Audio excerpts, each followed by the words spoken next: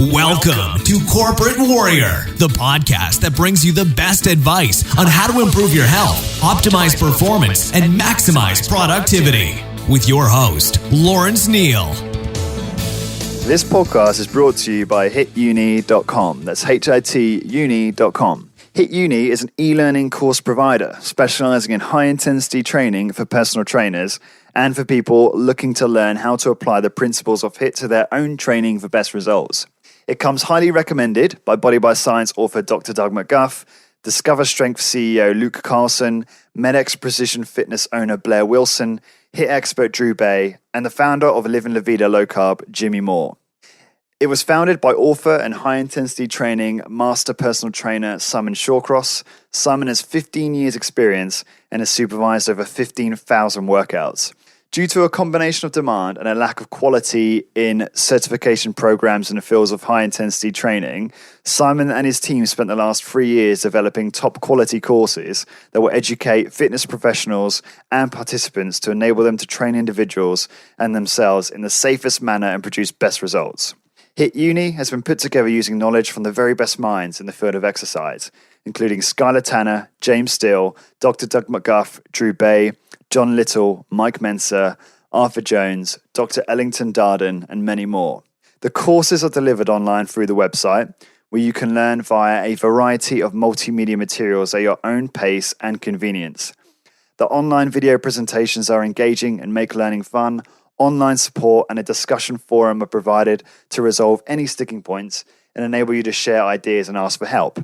Depending on whether you want to become a personal trainer, are already a personal trainer who wants to upskill, or if you're a keen HIT participant that is eager to learn more about how you can apply HIT to your own workouts for maximum benefit, there are several great value courses to choose from. I am personally partway through the PT course and I'm really enjoying it. I primarily wanted to do the course to learn more about how to apply HIT to my own training for better results. The courses are really easy to follow, and each section is organized into bite-sized chunks that give you a real sense of achievement after you complete each one. To get your exclusive Corporate Warrior 10% discount on any course you purchase, simply head on over to hituni.com, that's HITUNI.com, and enter the coupon code CW10, that's CW and the number 10. So again, head on over to hituni.com, HITUni.com, pick your course and enter the coupon code CW10. Thanks very much for your support. Hello, ladies and gents. This is Lawrence Neal, and welcome to another episode of Corporate Warrior, where it is my job to interview world-class experts on health, performance, and business to identify the exercise, diet, and lifestyle systems and protocols that stimulate the best results in terms of fat loss, fitness, muscle gain, performance, longevity, and productivity. Guests include high-intensity strength training experts like Dr. Doug McGuff, former athletes like Keith Norris, biomechanics authorities like Bill DeSimone, New York Times best-selling authors like Ben Greenfield, nomadic fitness entrepreneurs like Steve Maxwell, exercise scientists like James Steele, nutrition gurus, world-class personal trainers, elite adventure racers, and everything in between. My next guest is devoted high-intensity training personal trainer David Landau. David has been an exercise practitioner since 1978, so he's been doing this stuff for 37 years. From 1978 to 1984, he ran 2 successful YMCA Nautilus programs in Ohio and Pennsylvania. He moved to Florida in 1984 and managed exercise clubs and instructed private exercise before he went exclusively solo in 2000. His present business, Advanced Exercise, offers high-tech training in all phases of high-intensity training and Nautilus protocol. Over the years, Landau has amassed one of the largest exercise archive collections in the country, stimulated by doing extensive personal historical research. He has written several controversial articles as a result on his blog, exercisefraud.com, and is presently in the process of writing his first book, exposing the major fraud that goes on in the mainstream of exercise. Dave is well known for being quite outspoken in the high-intensity training sphere, and we discuss plenty of controversial exercise and diet concepts in this interview. We go into some of David's criticisms regarding popular high-intensity training protocols and philosophies, including his thoughts on the super slow cadence and how he manages things like progression and recovery. David shares his personal training regimen and very unconventional diet, which might surprise you. It certainly surprised me. We finish off with David's top 3 tips for trainees, and you find out why he has a fascination with using lots of capital letters in his online communication, which fascinated me, as I'm sure it probably did some of you. But I learned that in spite of, David's, I guess, controversial claims online and some of his online rants that I do understand offend some people, he really is a lovely bloke and really comes across like he's devoted to his art, and that is to help people achieve their physical and mental goals. All of the show notes and links that we mention in this interview will be in the usual place, and that is on my website, corpwarrior.com. So that's CORP and then warrior.com, which will redirect you to my homepage, which is 15 minutes, corpwarrior.com, but that is far too long to remember. So stick with Corp Warrior. So without further ado, please enjoy this excellent interview with David Landau. Cool. Okay. So, I was listening to a podcast a few years back on High Intensity Nation, and I was, when I was listening to you being interviewed and answering some of the questions, I would have loved to have been able to be there and actually probe you further with some of the questions I had. And you talked about how you went through your kind of training history, and you talked about how you used to be a kind of a high volume trainee doing kind of the multi-set, I guess, conventional bodybuilding type routines. And you mentioned that you got better results when you switched to high intensity training. How did the results change? Was it a dramatic shift in gains in terms of like lean muscle when you went from the high volume bodybuilding approach to the infrequent, brief, high intensity approach? Well, I got lucky. I actually fell into that high intensity by accident. It was an accident because the club where I had trained, the guys took off overnight into the darkness, and we went to open the door to the barbell gym, and it was locked. And the equipment was gone, and they were gone like thieves in the night. So it took a couple of months. We were driving around, and we found what was called Nautilus. It was called Tri-County Nautilus Center. And when I walked in there, I'd never seen equipment like Nautilus. Now, this is back in about 1978 when I was about 21 years old. So all this was brand new to me, and of course you had your guy there wanting to sell me the membership of the club, and he sold me on the efficiency of the system. But the key to my results was being exposed to the smartest guys on the planet that actually trained there and helped train me, who was the late, great Jim Flowers, who had subsequently had conversation with Arthur Jones since the early 1970s.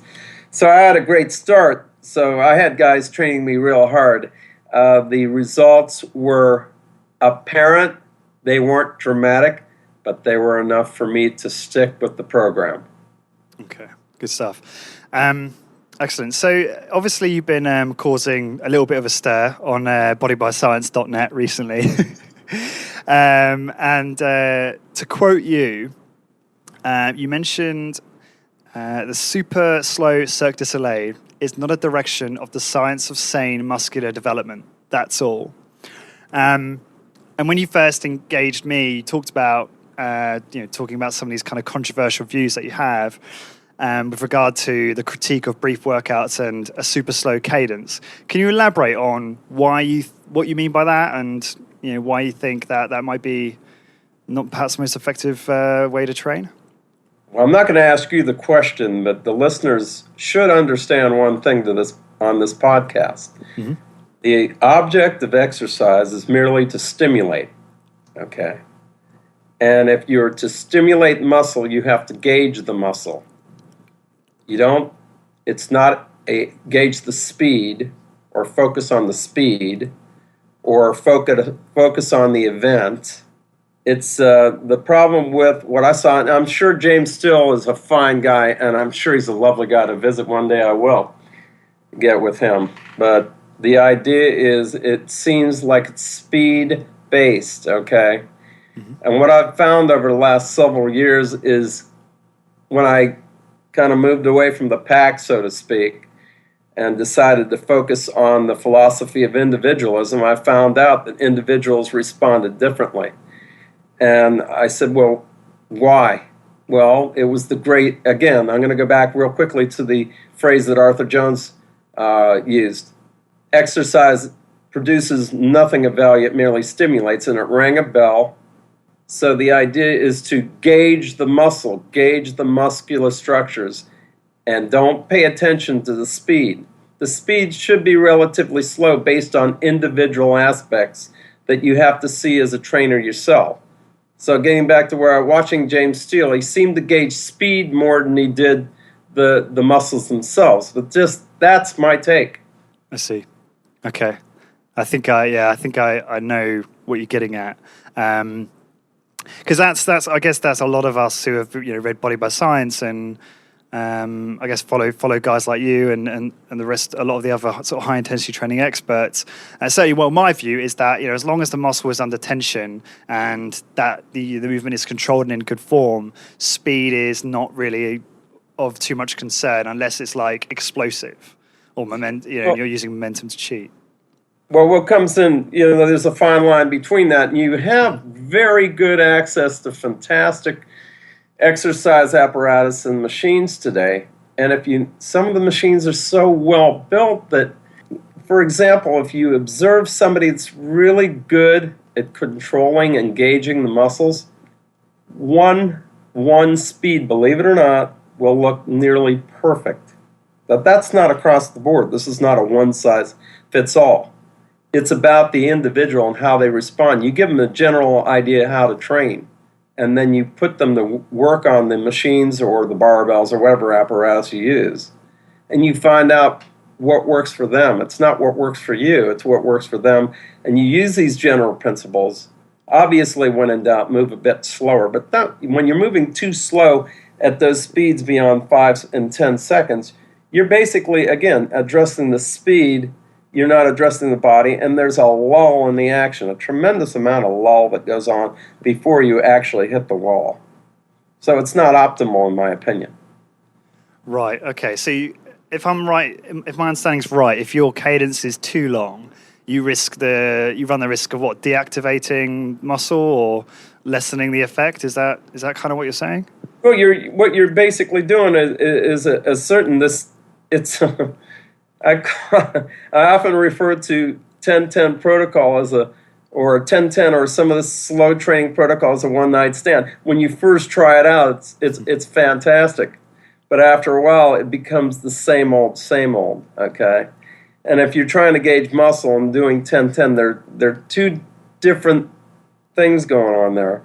And although you will maintain the muscle. Lawrence, seriously, over the years, I've had people come from mainstream training, and they were fascinated about 10-10 protocol. And I got to be honest with you, seriously.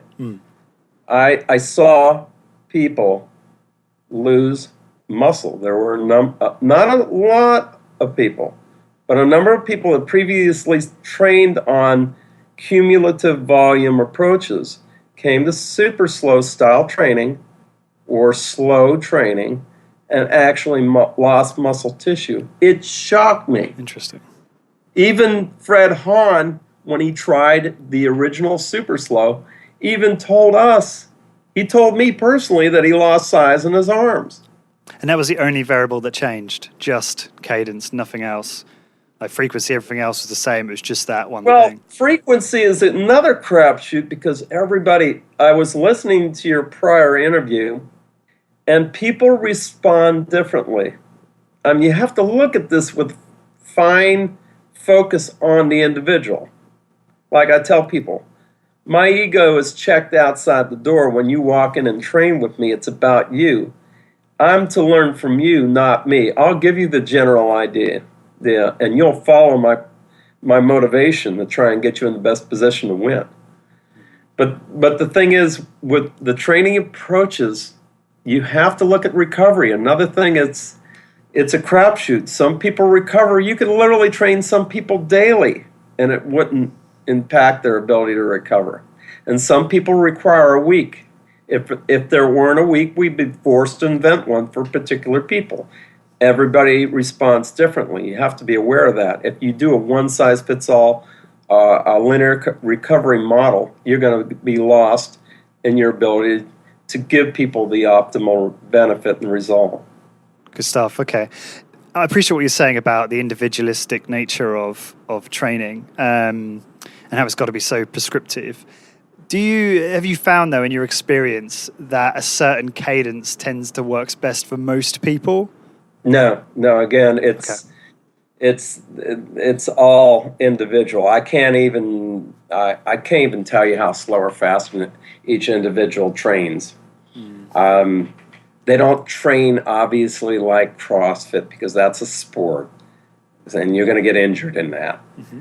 I mean, can I ask you a quick question? Do you go to a private gymnasium or do you go to a regular gymnasium to train? I go to I suppose it's a regular one, but it's one of the Kaiser facilities in North London. Okay.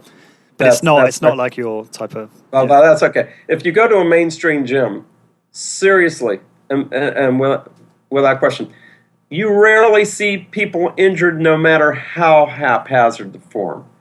And I'm not sitting on here recommending haphazard form, but you got to fit the program to the individual. You've got to individualize it. You've got to find out what they do best. And you're not going to get the ideal forms, whatever that's supposed to mean, from every person.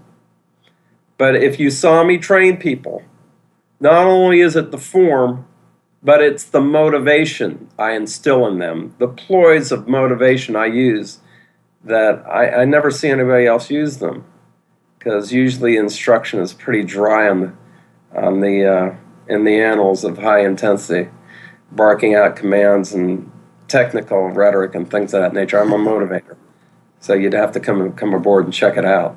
I'm up for it. I'm going to look you up next time I'm in town. Yeah, you got to come to the States. I'll show you what I mean. Yeah, I'd be very, very up for that at some point. I think what we've discussed there is kind of answer one of the key questions that one of the listeners put forward, which was more detail regarding what you mean by addressing the musculature versus speed, obviously. And then also you said turning a workout into an event. Is there anything else you'd like to add to that? Because I feel like we've answered that in some way, but I don't want to miss anything key on those points. Right. There's a point. Everybody talks about training the failure. And your previous fellow that spoke about there's no definition of failure. Failure is a poor word to use. It was probably used by Arthur Jones to really get people riled up, and you got to train the failure, you got to train hard, and all this stuff, get everybody on board with it. But the idea is to train as hard and diligently as you can and honestly as you can in each set. Training the failure and ending up on the floor, per se, as they call it, carpet time, is a paradox that must be looked at a little more reasonably than most people. I'm on the floor after workout. Well, I'm off on the floor after somebody hits me in the body with a baseball bat. So you have to look at these things. The idea is to stimulate, not annihilate the body. And a lot of these programs are, that runs into running from machine to machine. I don't concur with that. Okay. Yeah, no, I like that. I very much like what you said there about stimulate rather than annihilate.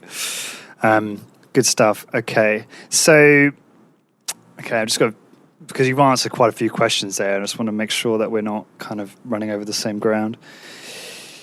Okay, so I'm interested in talking about some of the stuff you mentioned about James Steele in that post. One of the things you said, I mean, firstly, if you're okay, are you okay to answer some questions around James and his performance and your views on that before I go forward? Oh no, that's fine. Yeah. I'm sure if James saw me work out, he wouldn't like it. So I train hard, but again, I do things based. You have to do things based on the moment. You have to, like I said, it's not a one size fits all. Okay. Yeah. It's not a one size fits all with this thing. You've got to read into the individual you're training. Got it. Okay. You got to put them number one. It's all about them. It's their ego, and you have to find out what works for them. And they'll give you the telltale signs. But the thing is, you don't want to annihilate them. I just trained somebody earlier, and you just make sure that they're ready for the next exercise. You don't want to slaughter somebody and run them from machine to machine. We did that. You know how many years ago I did that, Lawrence? We did that 30 years ago back in the Nautilus centers. We had workouts down to 11 minutes. You adapt to it. I don't know if it's any good. It was fun at the time. What paradoxes were you referring to in James Steele's bodyweight training video? What was I thinking about, James? I said there's certain paradoxes. Basically, there's a paradox that happens with the super slow joiner. They have a tendency to hyperventilate towards the end of a set or overbreathe. Mm-hmm. Well, I've just defined it right there. Hyperventilation. You just breathe normally during a workout, as if, like we're having a conversation right now, and I'm breathing normally. If I watch a movie, I'm breathing normally. If I'm walking down the street, I'm breathing normally. This excessive, accelerated breathing is hyperventilation, and most people become rather dizzy and sick as a result, or are dizzy and sick and start to hyperventilate. So that's one of the paradoxes I see. The other one I told you before was the 10-10. He wasn't doing exactly 10-10, and I'm not going to split fine hairs with that. But if I were to put him on a training program, I would let him gauge the body more than the slow speed. I'd have, and again, the real paradox. I just recall it right now. No worries. The paradox is we lived in an advanced society, so the paradox of an exercise physiologist needs to train on high-tech exercise machines, like you are right now with the Keyser training. Yeah, the MedX, yep. Oh, it's what they're doing over there is an excellent thing. I wish they'd come here. I'd help them every which way I could. Oh, good to know. Good stuff. Okay, so just on that actually. I mean, if you were to, as you said, like, so the thing is, that interests me is James is obviously a lean guy, and you kind of stated in the blog that you think you could add muscle mass to him through perhaps more, I guess an increased calorie intake and perhaps a different exercise protocol. I've had James on the podcast twice, and obviously he's pretty switched on when it comes to this kind of stuff. And I think his view would be that, he's reached his genetic potential in terms of lean mass, and that, any additional calories is just going to make him put on fat. Do you agree or disagree with that? I'd be interested in hearing, like... I haven't seen him physically. All I know is that if I alluded to the fact that I can put some more muscle on him, I'd try as damn hell if I could. And whether I could or not, I don't see him physically, but I suspect I can. Because the cadence, those drawing into the cadences, it wasn't a slight on him. I just was looking, like I said on that blog, I was looking for Superman, and then they started all getting angry and jumping on me. But listen, I know what I can do. I know what I've done with people. I've just put 6 pounds of muscle on the previous guy. I don't know how it happened, because he is now right now from 150, 156, and he's in his late 30s right now. We changed his protocol up, and we got him away from basic cadence training to gauging the muscle, and he's actually I just asked him today. I said, "Man, you're looking larger. Are you up in weight?" He says, "Yeah, I'm up to 156." I said, "The last time I spoke to you about a month or so ago, you were 150. So I don't put it behind me that I can't put somebody in position to add lean tissue. Whether it's good or not for them, whether they want it or not, is another issue. Oh, I think that I'm fairly ectomorphic, and I can tell you that most of us want to. It's not really a question of desire. It's just, I guess, not necessarily. It's either, I suppose, in our heads, it's either genetic limitations or, trying to find a protocol or diet that will address that better. Oh, sure. There are people that actually, and I saw somebody today in this mainstream club that I was in briefly, and I saw somebody today that I always think about, and he's reached his genetic potential in spite of his training program. I can't see that particular guy adding more muscle. So it's again, it's an individual pursuit. I know what I with James. Well, I'll bring James over one day to the States, and we'll train him, and I'll show him what I mean. It would have to be his decision. I'm not sure he's too happy. No, that's slight on you, James. By the way, don't get mad at me. I'm not a bad guy. No, good stuff. Okay, cool. So shifting gears slightly. I was reading a blog on Ellington Darden's website about him putting you through a hardcore arm workout. It's interesting to me because it seemed to contradict something you shared on the High Intensity Nation some years back. One thing, again, I am taking this out of context, so we can address that. But one thing you mentioned is how your training regimen, at least back then, was quite a small number of exercises, and you didn't feel that more exercises were necessary most of the time. However, in this blog post with Darden, he put you through a very kind of granular multi-exercise arm workout that was very focused on the arms. And I kind of read that thinking, is that really necessary? That just seems to be a waste of time because you're going to get as much, muscular kind of fiber activation from, a chin up or a pull down as you would all those other exercises. What do you think about that? Well, at the time, Darden asked me to come over to his house, and we did the workout. It was a neat workout, but let's focus on today. That was a while ago. I can't remember when that was. Yeah. It seems like it's been at least 10. It seems right around 10 years ago, or maybe something like that. Oh, I didn't realize that. Okay. And today, basically, and like in your previous guy, what was the guy's name? The Keith muscle Norris guy out of Texas. Sorry, say again. What's his name?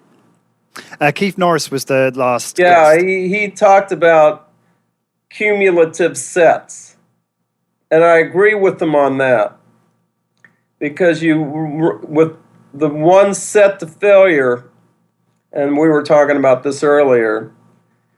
You happen to develop a pattern. What happened with the original super slow is they said there was a non-need for variation. You need to vary the workout not only for physiological reasons, but psychological reasons. If you give the person the same routine time and time again, they're going to be bored and they're going to come to a halt as far as any particular progress. They're not even going to be inspired to train if you keep them on the same routine unless you can con them into that. So let's update today. Today I do additional sets because the machines I have, I can vary the resistance and make them a totally different exercise. These Strive medical apparatuses that I own, you could basically make a movement different every time you use it. So when you accumulate the stimulus, you know when it's done. Sometimes 2 consecutive sets will be better than 1, but this is an individual thing. This is not across the board. I train some people that train great with 1 set for safe failure, and then I combine sets together for other people, and that works phenomenal. So again, I actually do in my own workout about 10 exercises, and a lot of them are in the same machine, but I vary the resistance curve on the machine to make it a total different entity. I hope that answered your question. Yeah, no, it does. No, that's interesting. So let's that actually is a convenient segue into your own training protocol. So would you mind just going through how you train at the moment? And I'd like to hear it in some real detail, just so the audience gets a real understanding of exactly how you train right now. Well, Arthur Jones came up with what was called full range exercise that we did way back in the day, over 35 plus years ago. Today, I do some so-called full range movements, but some partial movements. On the leg press, I basically, and I have a Cybex Eagle modern day leg press, which is a phenomenal leg press, by the way. And Cool. I do what is called about a fifth or about a quarter of the range of a repetition on that. And those work out your muscles phenomenally. 1 to 2 sets of those, usually with a leg extension or leg curl I do, and then I'll vary the upper body. I'll do sometimes a series of 2 to 3 dumbbell pullovers.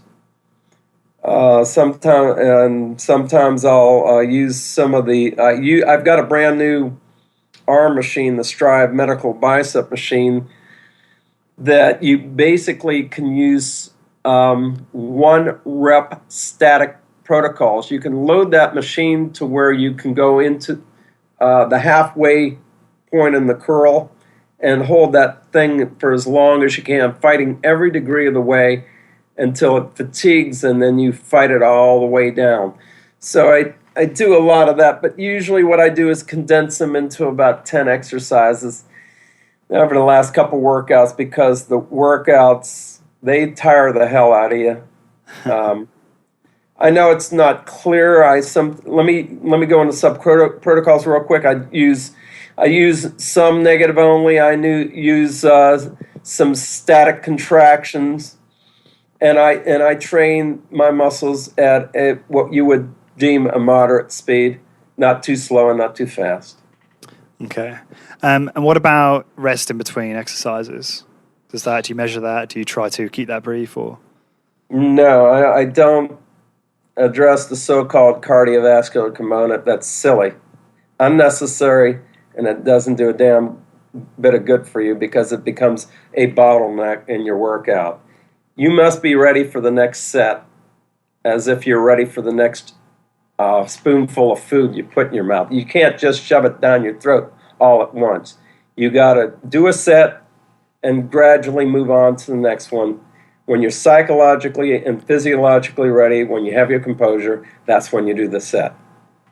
So basically, time in between exercises is based on how you recover per se momentarily after the exercise you did prior to it.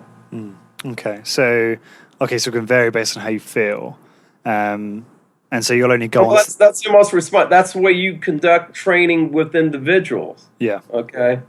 You can't just run them through a circuit and let them lay on the floor afterwards and say, "Oh yeah, isn't that great? That's the hardest workout you ever did." You practically killed the poor bastard on the floor, and you call that productive exercise. There's something wrong with that equation there. You wait until they're ready for the next exercise, and then they can resume it. They dictate when they're ready, not you. It's their training. They live there. They can tell you better than you can tell them. Yeah, that's a good point. Does that make sense? It absolutely does. Yeah, 100%. Would you do it that way? I probably would. Yeah. Yeah, you should. And I do. I do. Don't run through your. Don't degenerate your program into a race against the clock. Take your time. Make sure each set is done as well as you can and diligently as you can. Be honest what you do. Never look back on the previous exercise. Move on to the next. When you're psychologically and physiologically ready, and you've regained your composure after the previous set, do it. Actually, it's your menu, nobody else's. Sorry to interrupt. I should correct what I said. I do currently. I guess I've bought into Doug's view on the metabolic conditioning, so I do try and move swiftly. But being in because Kaiser's it's not really a gym where you have all the equipment pre-set up. It's there could be someone on the next machine you want to use. You don't get that privilege. I suppose, but so no, I haven't actually tried that's a lie. Actually, I have tried 3-minute breaks between exercises, but I've not ever sat down after an exercise and thought, okay, I'm going to wait until I feel like I'm ready to do the next exercise. So maybe that's something I should try. Forgive my ignorance on the aspect of metabolic conditioning, but I forget, how do they define that? Oh well, that's a very good question. I can't answer. I really don't know what it does or whether it's necessary at all. Like I said, we did those workouts, Lawrence. I swear to God, we did them 30 years ago, back in '85. And matter of fact, I reduced my workout time from around 30 minutes to 11 minutes. But it simply made me better at doing circuit workouts. It didn't make me any better at metabolizing fat and things of that nature. It's, to me, that's a fantasy land that must be re-examined. Right, good point. It's been a while since I read Body by Science. I know Doug describes the mechanism in there, but I can't recall off the top of my head. And it's an interesting point you raise, and maybe it's something. You have to understand one thing. In the history of Nautilus, a lot of people like to cherry pick what Arthur Jones said in the 70s because it was so dramatic, so overwhelming, so controversial, so phenomenal. I mean, it was unbelievable what Arthur used to say. And some of the things I wish I could tell you he said to me. But I'd love to hear that. With that, there is a hidden aspect of what Arthur discovered in the mid-1980s. And he discovered the aspect of individual response mechanisms. He found out that high intensity was a great concept, and the ability to train as hard as you could in each set, train as honest and diligently as you could, leave nothing for demand, and move on to the next exercise. But he found out in particular cases that if he had one person train that hard, that person would be next to death. So basically, he started to see in their research, they saw individual response mechanisms varied. And you have to look back at that chapter. Most people like to look back at the, XYZ to the wall workouts. But you have to see the whole chapter. I have all the archival footage. A lot of the lectures I have in my archival footage of Nautilus from 84 to 86 when he was discovering those things through his own investigations. And he saw that response mechanisms varied. Right, okay. What do you think about body weight exercises? I think this is another one that was noticed on the blog. What's your view on body weight exercise? Do you feel they're productive? I don't think much about them. The other day I did a squat. I actually have one of these leaded belts, and I have this old York dumbbell that weighs about 100 pounds, and I strapped it on, and I did some body weight squats with that 100 pounds strapped to my waist, and I did some, it's just an afterthought, but as far as body weight, if you have machines and if you have dumbbells, I wouldn't do them. I mean, if you have apparatus, why would you use your body? Unless you're living in a cave.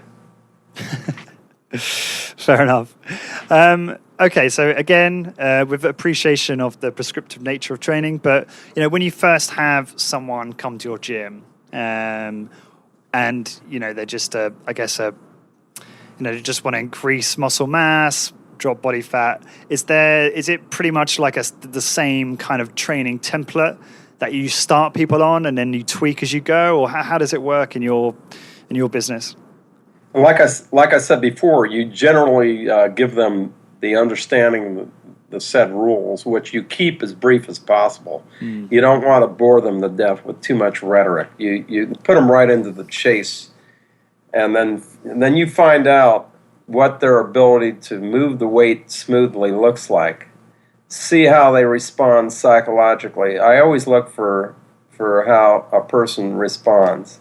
Lawrence, if you felt like if you did a set, I know at Keyser you're probably not allowed to do a second one, but I'm not going to suggest you do. But if you felt like you didn't get enough on the first set, and you had this look on your face, and if I was training you, I would say, stay right there. Okay? Lawrence, stay on that machine, get your composure. Let me know when you're ready. We're going to do a little bit extra. Once you go off the machine, you're satisfied with that. That's a key component. And sometimes that shows up in the workouts, and you have to adjust the workouts on the fly. Nothing's preset. I'm listening and watching and focusing on that individual all the time to make sure that I'm on their page. I don't care about them getting on my page. I'm supposed to get on theirs because they live there. So basically, to gain muscle mass, there is no set template. You have to take a look at the individual's response mechanisms. I just had somebody come on recently, and before my very eyes, they started to grow. And I'm not making these claims that I can make everybody grow, but I'm just saying you can see certain things go on. And again, there's a missing component in this, Lawrence, is the motivational factor to encourage them and tell them there's instructional ploys, and there's ways to encourage people to do really well. And if they do what you hope that they will do, you really reward them by saying, that was fantastic, that was unbelievable. And time under load is a valuable tool that allows me to do some of that. Yeah, that's a really good point. I've definitely sat there after I've done, a chest press or something. I thought, you know what, I'm not done. And then I've moved on, and I've always felt a bit deflated. So I know what I'll do next time I'm in that scenario. Well, you sit back and say, I could have done better. There's some telltale signs in an individual that gets on a machine that has this frown after they're done, and that they felt like they didn't get enough. I'd say just stay right there. So, like I said, there's not a really pre-planned scheme because you have to get on their page. If I did a one-size-fits-all, they'd have to get on my page, and that would be dreadfully boring. The idea is me to get on their page to find out what works best for them. Instruction varies from individual to individual. Everybody's different. Okay. Do you know what you mentioned? Some of the things Arthur shared with you. Obviously, an absolutely brilliant man. I'd love to hear some of your experiences with him. Some of the standout things he said, or wisdom that he passed on to you. If you'd be willing to share. I have to tell you that when I first went to Lake Helen back in around 1980, I spent most of my time with Ellington Darden. I spent a lot of time in that office with Ellington Darden. So the first time I really saw Jones, because Lawrence, when Nautilus was in its heyday, I was in my very early 20s. And that whole place, to me, was a mecca of training. It was just amazing, and I was taken back by it all. And I was too intimidated back at the time to ask to go see Arthur Jones or something like that. I just never came across Jones. I might have seen him in passing. I didn't get to see Jones until later on when he was older. And basically, I got a lead on getting over to Jones. And when I met Jones, something about Jones, I don't care how old you are, you still got your mind and your wits. And he was still... He was still my type of guy, the guy I always read about, the guy I always, I heard his audio tapes from West Point. I used to get a hold of all those things, and going to see him was like going to see not the present president, but going to see the president it was like a little intimidating at first, and I got used to it, and he got used to me, and we got along really well. The storylines with that is, one time I went there to see Arthur, and trust me, I gleaned a lot from him, but from his works. And I actually have notes of talking to him about certain things. I still have those notes and my files. But going over there once just to sit on the same couch as Arthur and eat his chocolate Hershey's nuggets. I say, hey, Arthur, can I have some of them Hershey's nuggets? Oh, yeah, sure, you can have them. Yeah, go ahead. I used to sit at the opposite end of the couch. That was my spot when I sat. Arthur sat on the other side of the couch, and I used to bring people in. But the time I went by myself, we sat back, and he was looking at Brian Johnson's collection. He liked to see he was reading some of the old stuff from the Johnson collection, Brian Johnson's collection. And then he enjoyed watching the AMC channel, the old movie classics channel. He would watch all the old movies. And then one of the visits, like I said over there, he asked me if I wanted some instant coffee. Shit, from Arthur Jones, sure, come on. Let's bring it on, Arthur. So I followed him in the kitchen. He fixed me some instant coffee. We sat down. And we kept watching the old movies and talking, and his wife was there at the time, or his associate, Inga, was there.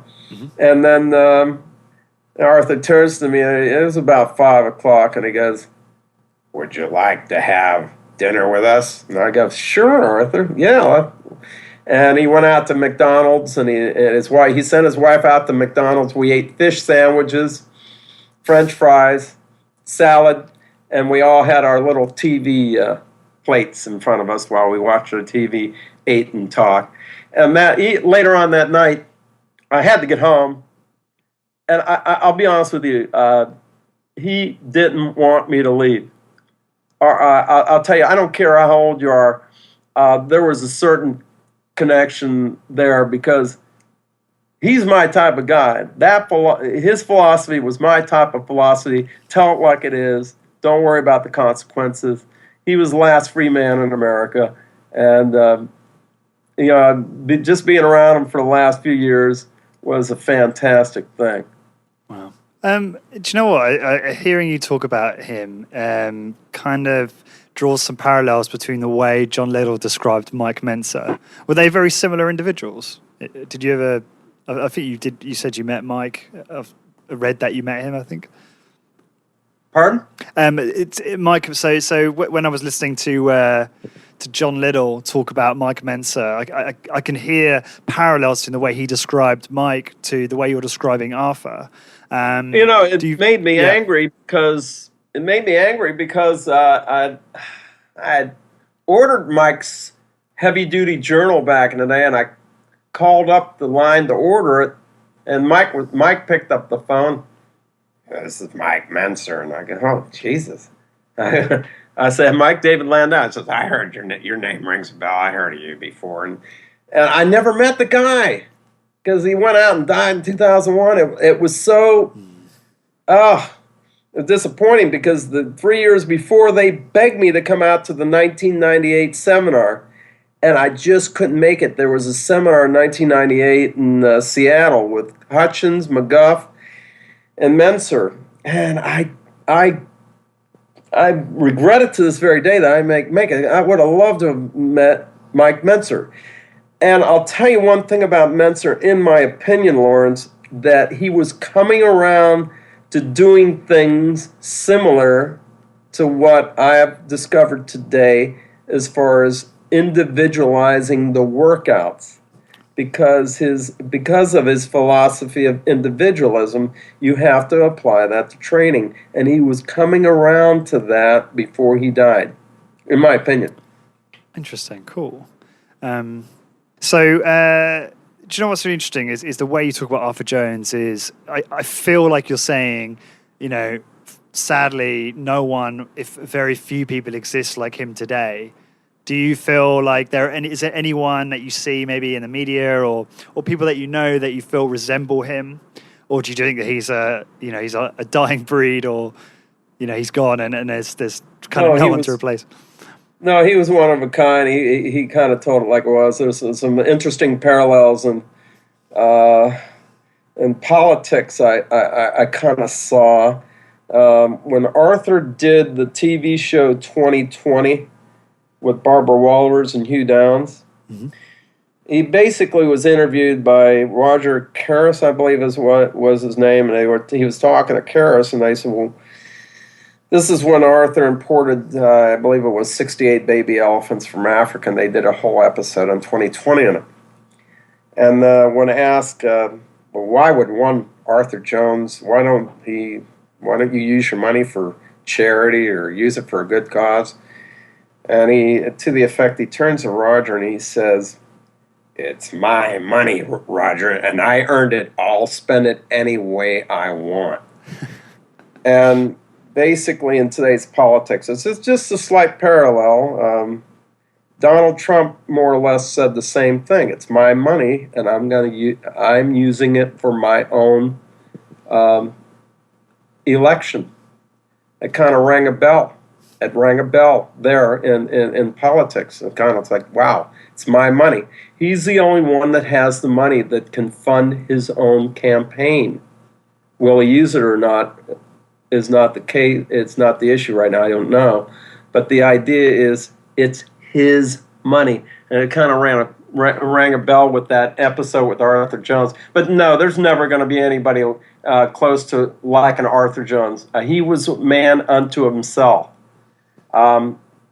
He basically was asked on TV whether he would he call himself a success, and he said, "No, I'm not a success. I failed many, many times over."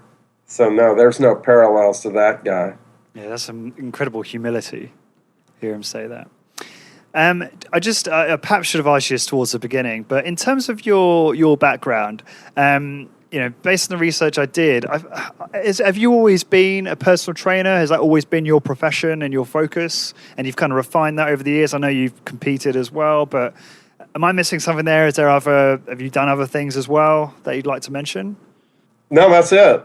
Oh, wow. My nose has been in the grindstone as far as physical training. Probably a little bit obsessed over cause and effect relationships, got caught up in a lot of the high intensity genre over the years, Nautilus training principles, Ellington Darden books. Basically, I'm a self-taught individual. I have no formal education. I took a few certifications which I do not recognize. I recognize my own investigation in the field. I'm somewhat of a historian. I have done historical research in the field. I've dug up things a lot of people don't know simply because I had a very passionate self-interest in trying to find out certain things. Recently I found out that I thought the Xander, how they quote Gustav Xander and the Xander equipment. Lawrence, are you familiar with it? I'm not familiar with that. No, you have to elaborate. Well, basically, the first so-called variable levered resistance equipment was invented by one Gustav Xander in Sweden in 1865. He had miraculous machines that were used for strength and rehabilitation. Well, they lasted, when he died in 1920, they lasted up until the beginning of World War II. I thought they had dissipated in 1920, just after World War I, but they actually were selling equipment up until 1938, which was fascinating. If I get a chance, I'll send some pictures to the email. You can take a look at what they were doing. You wouldn't believe it.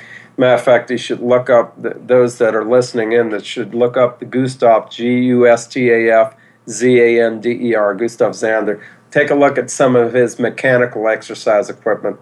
Some of it was kind of spoofy, but the resistance equipment was the first variable resistance equipment of its kind that I'm aware of. And it started in 1865. Oh, wow. So I've done some historical research on that. It's fascinating. You don't do things because you have to. You do things because you want to. And if you want to do them, if you want to find out things, you certainly have to do those things by yourself. You can't cut and paste on the internet to find out information. You have to do your own research. Absolutely, I agree with that.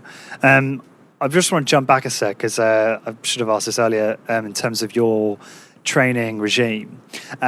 So is it just once a week you train at the moment? What's the sort of frequency? Right now I'm training twice a week because my girlfriend gets angry with me and thinks I get lazy if I do it only once a week. In fact, she wants me to train her 3-4 times a week. But man, 2 workouts is probably enough for me at this time. I probably could tolerate a third workout, but I'm not sure if it's necessary. Again, my recovery's fine. Again, you know how people say whatever works for you? That's bullshit. I don't even know what works best for me. How the hell are you going to know? I mean, I've been in this field, I've been a practitioner in this field 37 years, and I was working out before that off and on as a teenager and a kid. Matter of fact, I celebrated my 8th birthday, and after we ate our cake, we were lifted weights afterwards. So I go back a long ways with this stuff. And how people say, well, whatever works for you. And I'm thinking to myself, you don't know. How do you know what works for you? I don't even know what works best for me, but I'm trying. Yeah. Okay, cool. So let's shift into diet for a moment here, because you've said some very interesting things about diet that I'd really like to discuss with you. Firstly, in your message to me, you mentioned that you had some controversy, truth in brackets, critique of the paleo and raw food across the board mentality. Do you care to elaborate on what that critique is and share that with us? The paleo diet, or you can correct me if I'm wrong. I haven't done a lot of research in it because I'm not interested in I wouldn't have a clue how a caveman ate, neither would anybody else for that matter. So basically, you're going into an area that very few, if any, information is understood well. There is no videotape. There's no DVDs. Matter of fact, if you read a book called Food and History, that'll give you the most enlightening, I believe that's the name of the book, is written in the early 1970s. I have a lot of exposés on diet, and another one's the new nuts among the berries, and I would say the paleo people are the new nuts among the berries, so to speak. That was a book written by Ronald Deutsch in 1977.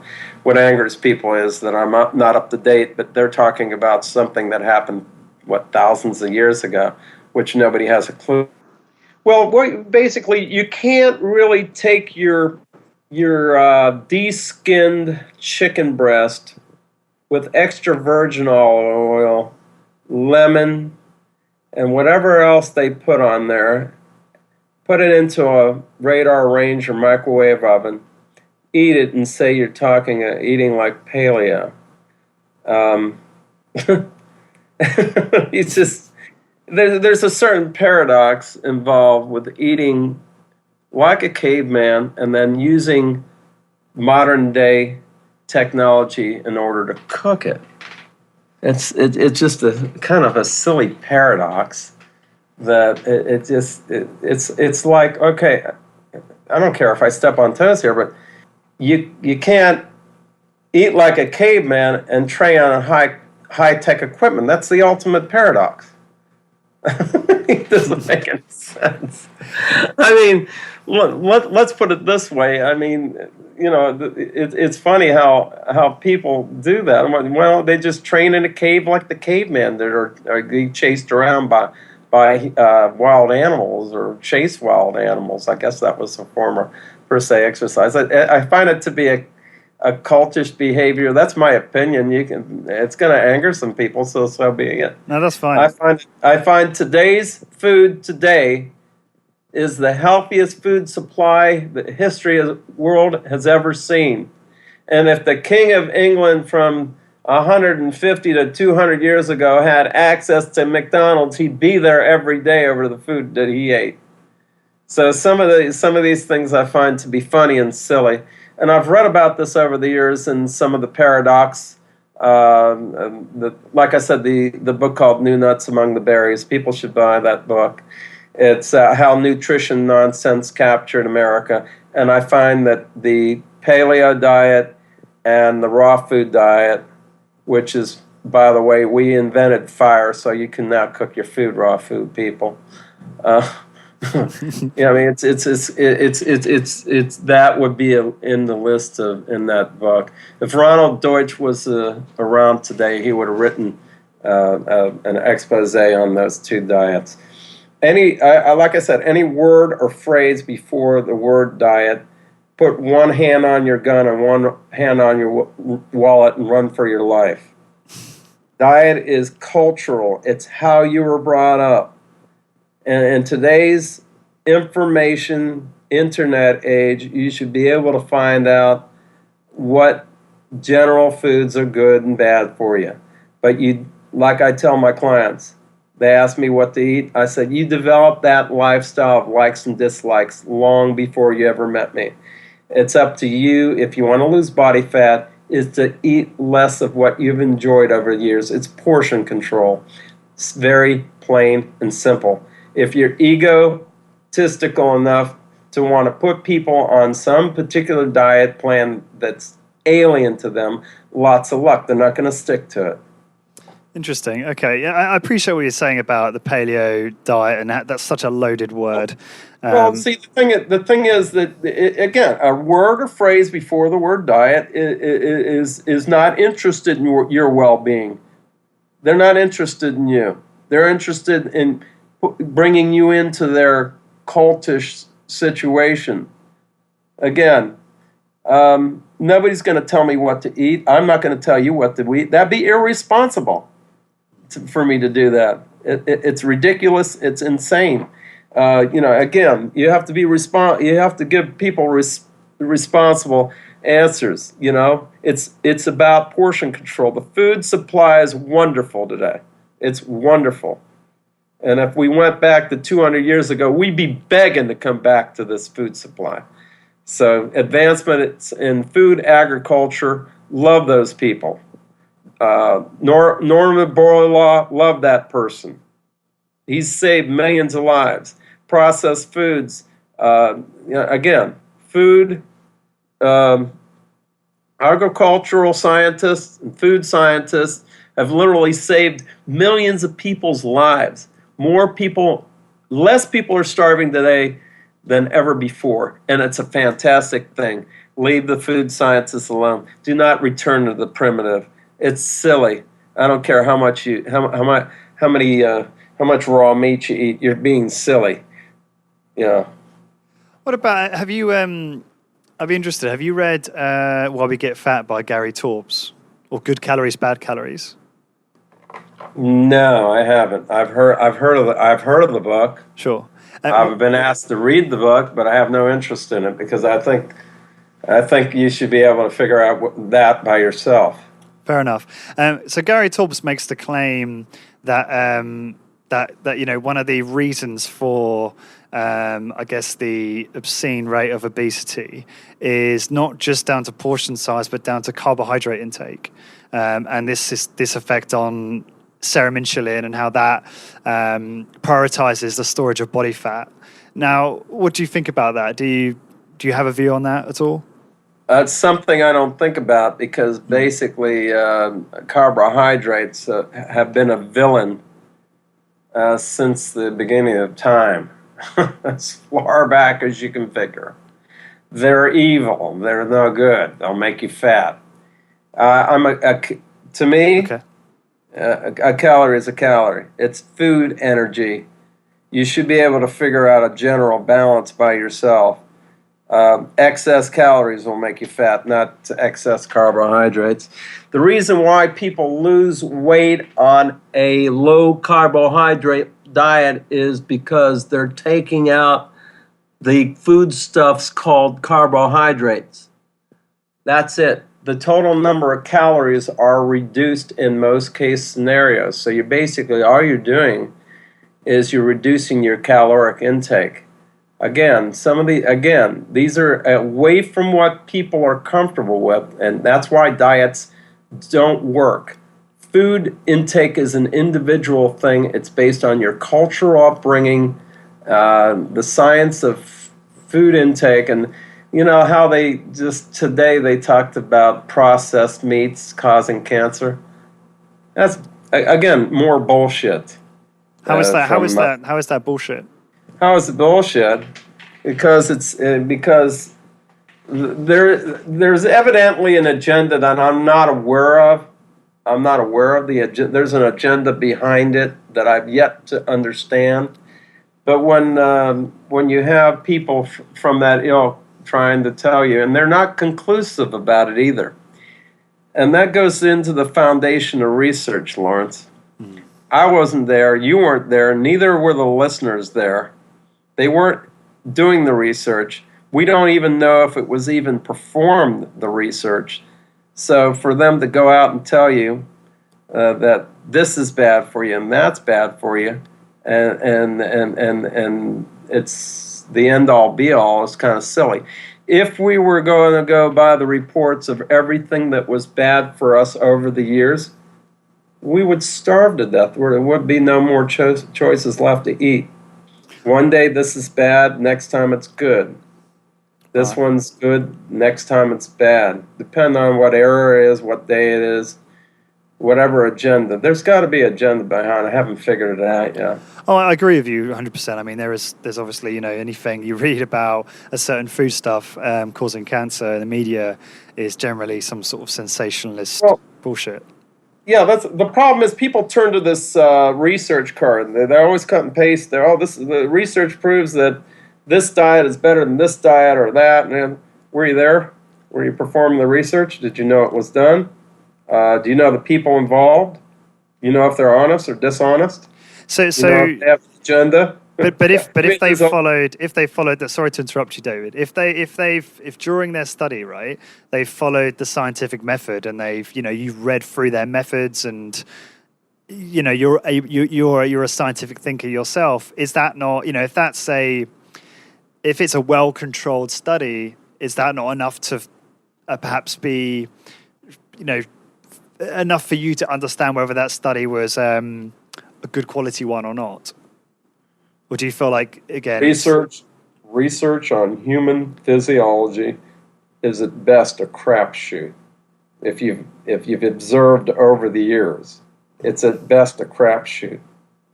Unfortunately, they try and come up with a one-size-fits-all with their conclusions. You can't do that. So it's a crapshoot. So, it kind of reminds me of a paradox that I use, or an interesting parallel that I use. You remember the late, great Jack LaLanne? I don't. Sorry, you'd have to elaborate. Oh, you got to look him up. The listeners know who Jack LaLanne was, an American physical culture guru. He was a physical fitness guy. He had a perfect physique. He had a really symmetrically beautiful physique in the 1950s and 1960s. He had a TV show, fitness TV show on TV, the Jack LaLanne show. He was a guy that recommended probably even raw foods and juicing, things of that nature, and he was a fitness fanatic, and he did train to failure, by the way. He said it himself. They asked him how he trained. He trained every set to failure, no matter how set. So he did train hard. So he was known as the health, food, fitness guru. He was a big name in this country. Look him up, Jack LaLanne. He died about half a dozen years ago. I think he died at age 96. But little does anybody know, he had an older brother by the name of Norman LaLanne, who never exercised a day in his life, never dieted, never ate great, thought Jack was off the wall kook, but he loved his brother. But I think the only form of exercise, if you even call it that, it was recreation. He took up golf in his retirement. Well, Jack died again at age 96, and Norman, well, he lived to age 97. So it's basically, you know what? Who's to tell people what's healthy and what's not healthy? It's your choice. It's your freedom to live as you choose, not as the collective dictates. So, free to choose. Do you know, something that really I found very interesting is when Doug mentioned you on his blog. He talked about having a sit-down meal with you and yourself and some other people. And he was saying how you were looking pretty lean, you were getting ready for a contest, and you ordered a loaded hamburger with a large pile of French fries. And Doug said he watched you in disbelief as you consumed about 1/3 of what was on the plate. I'm pretty amazed by that, because I think 99% of people wouldn't be able to do that. They just scoff the whole lot. How is it you're able to do that? And is that just your self-discipline? Is that how you operate? Is that what you'll do? You'll buy a meal out and you'll eyeball the calories and go, right, I'm going to only eat X amount of that meal? Is that a regular thing you do? With food intake, when you're taking your food calories down over time, and it takes months and months, even with me.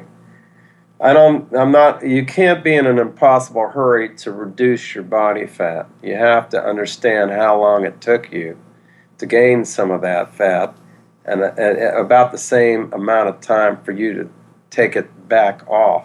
So you got to gradually descend the calories over time to where your body adapts to that particular intake. You can't do it quickly. You have to do it gradually.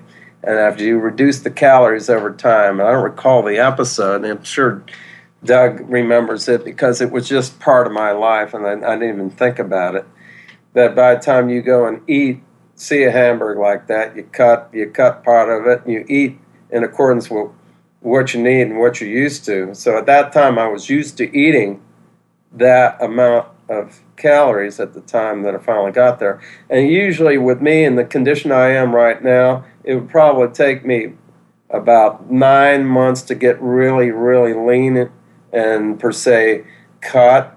But I would take my time in doing so, because basically over time you have to figure out the time it takes for you to get in the particular condition you're in, and then you have to take the time back. And most people won't do that because they're always looking for fast and furious schemes to lose fat, and there's no such thing. Okay. What does your diet look like at the moment? What did you have breakfast and lunch and dinner yesterday, or if you ate maybe 4 meals or less than 3 meals? Or a typical my intake of food's not too healthy. Probably my breakfast during the week is I head out to Starbucks and I get a large cup of coffee and I eat an oatmeal cookie, and then for lunch I might have one of the fast food places with reduced number of calories. I might eat some chicken. I might eat the per se grilled chicken at Kentucky Fried Chicken, or I might go to the Spanish chicken place and get a quarter dark chicken with rice and beans. But they usually don't eat that much, and then in the evening I have a dessert with the girlfriend because she enjoys that, makes her feel good. So I don't really particularly look at what's per se healthy and what's not.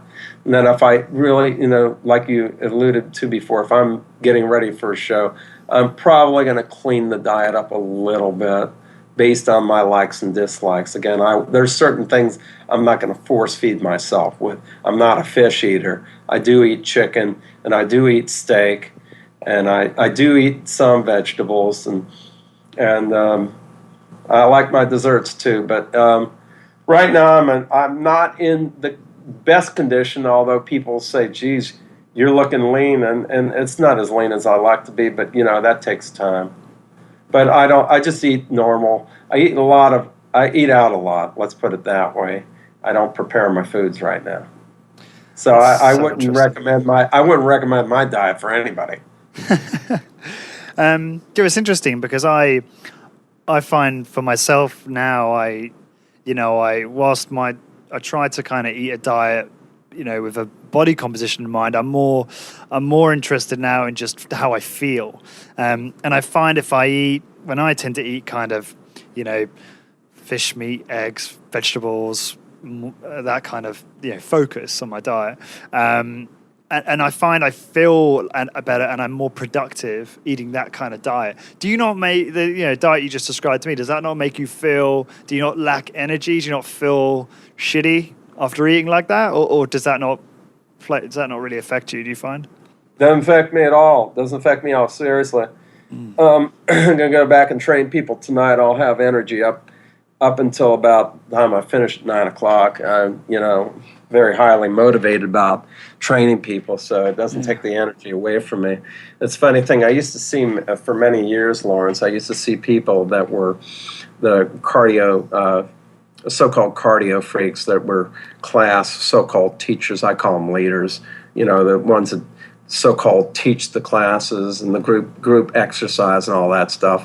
And they also spent time as trainers. I used to go to the mainstream gyms and see them sitting on their ass with their head in their hand training somebody while I stood up with my chart in hand at a totally focused attention. So basically, you use your energy wisely for the things that you enjoy doing. And when it comes to energy, I have plenty of it to do what I'm doing best. So I don't really look at foods. If I need energy, I'll drink some coffee. No, that's great, and I love that you really take pride in the way you train your clients, because I think that's hugely underrated, and you rarely see it. Well, like I said before, the motivational component in training, I couldn't sell that to people. I couldn't sell it to people. People don't care about it. They'd have to observe it.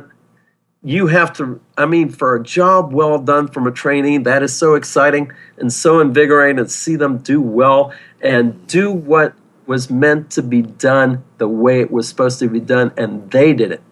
And that's exciting inside itself.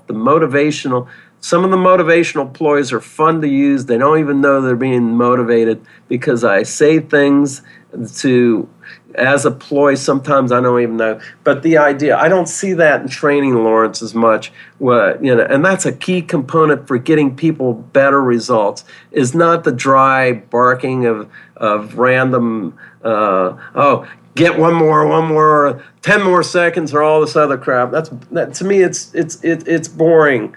To them, you encourage them and tell them how well they've done, because they will respond to the motivation that they've done well. And I rarely see that, Lawrence. You can correct me if I'm wrong. I don't see it much, but I guess it's in my DNA.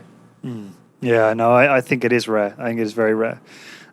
Just going back a second to your diet. So what's your kind of average calorie intake? Because I assume you probably know that on a daily basis. I think right now it's about 2,300. I should be down below 2,000, usually 1918 and down. I've been down as low as 12 and never bothered me. I just basically, and I'm probably sitting, with today's intake, I'm probably sitting somewhere around about 1,700. Probably eat another 500. I'll be about 21, 22 later on. Yeah, you have an idea after you've counted calories for so many years as I have. Yeah, exactly. That's why I kind of made that assumption. So when are you kind of cycling at the moment in terms of are you planning to do any kind of more contests this year or anything like that? I keep thinking about it, and every time I think about it, start getting into shape, I get all of a sudden something gets in the way of it, some type of food protocol. I'm like a seasonal eater. All of a sudden, the food season comes in with Halloween, with the candies and the Thanksgiving and the Christmas. I participate. It's fun. I love all those parties. So, but yeah, it's in the back of my mind, Lawrence. There's no reason why I shouldn't. I still have a relatively good physique, and it's maintained itself over the years. Matter of fact, I was out shopping at the flea market about 4 weeks ago, and this guy's looking. I'm in my tank top, and the guy's looking at me, and he goes, "Man, you must have been a monster back in the day." And I'm thinking to myself, "No, I'm same relative physique I always have." Yeah. That's funny. No, it's funny when you hear these people. Like, must. No, I was never a monster. No, just a muscular, lean guy. And that's really interesting. It's just because I guess British people are just so much more reserved, and it'd be very rare you hear someone say that to someone they don't know. It's just funny hearing the different dynamics in the States, and kind of envy that a little bit. It's good to hear. It's good to hear. They often ask how old I am because there's still some. I still have a little muscle left. How old are you? Don't mind me asking. 58. Oh wow. Okay. Do you ever fast? Do you ever do any kind of intermittent fasting protocols, or ever fast at all? Or I know you mentioned you lose weight very gradually over a long period of time. So No, never even think about it. Nothing like that. I don't know why people do it. okay. Awesome. I think a lot of what you're. I mean, I'm sure you probably put words in your mouth, but that you'd attribute how you look and your success through your training. But are there any other tactics or things you do or things that other people underestimate that really play a big role in helping you achieve the physique you've managed to achieve over the years? Achieving what has been some of the other factors? Yeah, so I guess obviously there's things like sleep and hydration and stress and anything else that you personally think is important. I mean, if there's nothing else to add, if it's just purely productive training regimen, then fine. But I just wondered if there was anything else that that you've used or paid more attention to than most people. Well, some of the things that I've tried that everybody else seems to use, or somebody begged and years ago, somebody begged me to use creatine, and that didn't help at all. Matter of fact, it was painful, not to mention what it did. As far as eating regimens and things of that nature, no. As far as sleep, no. It's been, by and large, the training the muscles and addressing the muscles and identifying what the foundations are and understanding the derivatives of those foundations. It's addressing the body, addressing the muscles, training diligently. The other factors on diet, eating less calories is going to make me lean. I'm going to get cut just as any other bodybuilder. I find the eating part with bodybuilding, or per se bodybuilding, is a cult. It's cultish, and but no, it's been mainly strength training, proper strength training, and that's it. Just proper strength training. I have no secret. I have no secrets for you. There's nothing there. It's just it's your life. Don't let people tell you how to eat. You'll find out how to eat on your own. It's just food energy to me. To me, diet is completely overrated. I think the vast majority of the people behind telling you how to eat food, they have an agenda. It's not for you. It's about them. It's not about you. Yeah. It's never been about you. It's about treating you as a number, in my opinion. You could disagree with me, but that's the way I look at it. No, I do agree with you on some of that. So, okay, so one of the things you mentioned in this High Intensity Nation interview, which I appreciate was a long time ago now, and how I'm sure your opinions could have changed. You mentioned that you felt supplements were unnecessary and potentially undesirable. Do you still feel that way? Are there, or do you now incorporate some supplements into your diet at all, or certain, obviously vitamin D? A lot of people claim vitamin D is most people are deficient in it and should supplement in it, but again, it's just a point of view. So, what do you think about that? I don't think about it. I don't think about supplements at all. They're neither necessary nor desirable. Basically, I found out early on, back when I was a teenager. In my late teens, just about 20, I was into all the supplements at the health food store. There were two health food stores. I'm originally from Youngstown, Ohio. There were two health food stores. It was a downtown health food store, and there was one on Market Street called, it was York Barbell and Health Food Center. And I used to go to the one downtown because it was closer to me, Lawrence. And I used to take the supplements. But what I started to notice about the supplements was whatever I took was immediately ended up in the waste product, in my waste products. So I ended up excreting most, if not all, that I took in as far as these supplements.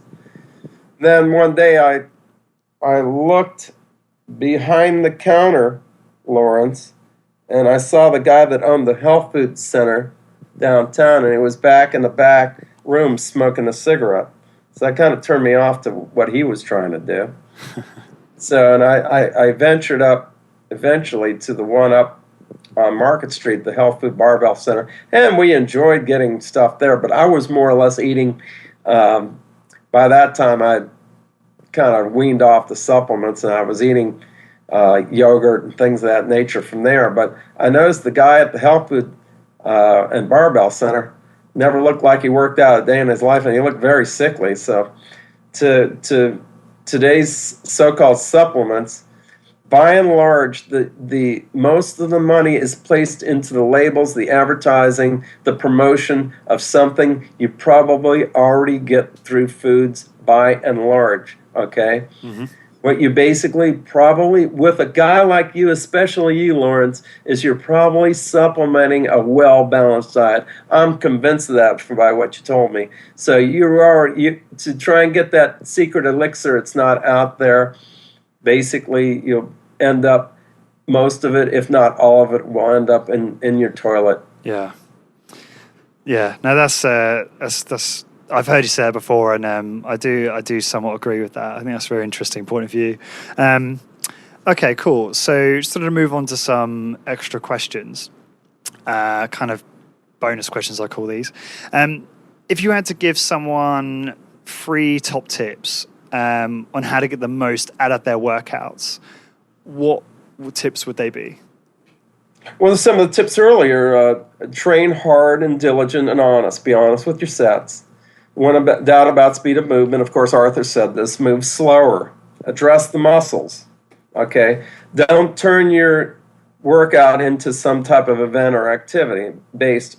It's about your muscles. It's not about running around the room and going from machine to machine. Take each exercise, give it the best effort you can, and then move on to the next, okay? Mm-hmm.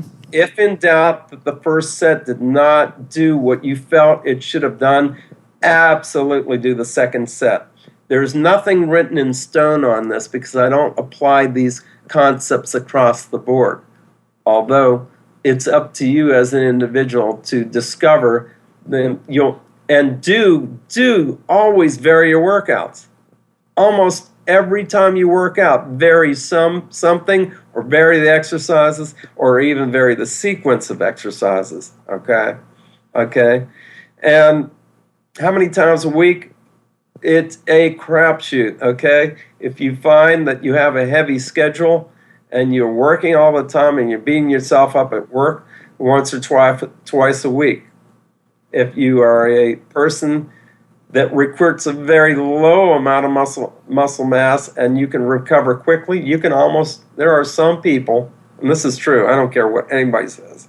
I have a lady that's right now 72, and if she can economically afford it, she could train every day of the week and she'd recover after every workout within a day because she doesn't that much muscle mass.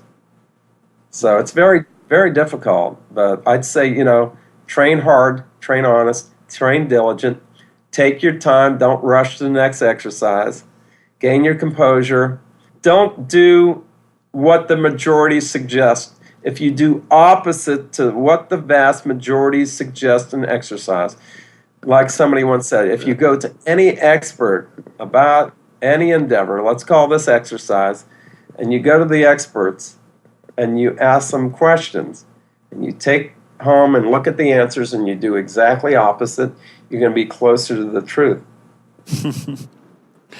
That's an interesting point of view. Well, there's a lot of so-called even in the high intensity, people are saying, "Oh, I can't wait until this or that, and such says this or that." So, to be honest with you, there are people doing some things out there that have to be re-examined.